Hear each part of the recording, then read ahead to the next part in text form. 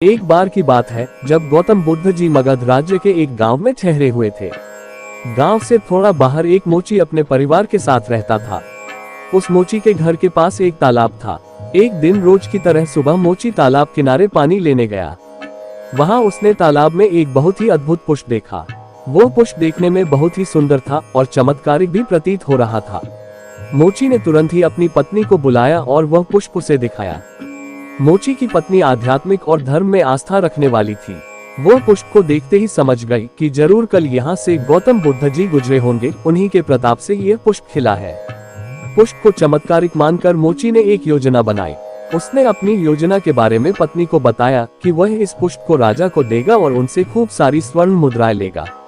उसकी पत्नी ने भी सोचा कि यह पुष्प उनके किसी काम का नहीं है, इसे राजा को ही दे दो, कम से कम कुछ कमाई तो होगी। पत्नी की सहमति के बाद मोची राजमहल की ओर निकल गया। राजमहल के रास्ते में उसे एक व्यापारी मिलता है। मोची के हाथ में पुष्प देखकर वह रुक जाता है। वह मोची से पूछता है कि भाई ये पुष्प लेकर कहाँ जा रहे हो।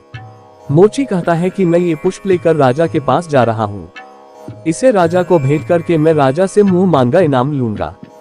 व्यापारी ने मोची को प्रस्ताव दिया कि तुम ये पुष्प मुझे दे दो, बदले में तुम्हें 100 स्वर्ण मुद्राएं दूंगा। मोची सोच में पड़ गया।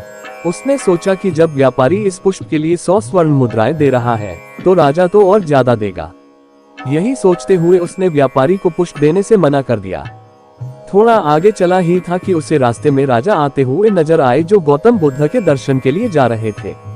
राजा भी मोची के हाथ में वो दिव्य पुष्प देखकर अचंभित हो गए।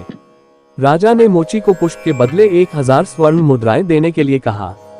यह सुनते ही मोची के मन में एक अजीब सी चेतना आई और वह राजा को पुष्प न देकर दौड़ता हुआ सीधे महात्मा बुद्ध के पास जा पहुंचा। महात्मा बुद्ध जी मोची को देखकर हैरत में पड़ गए। उन्होंने मोची से पूछा तो मोची ने उन्हें सारी बात बताई।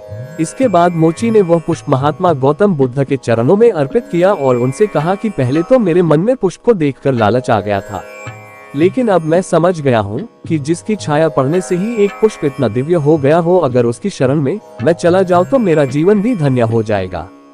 इसके बाद वह आजीवन महात्मा गौतम बुद्ध का शिष्य बनकर रहा।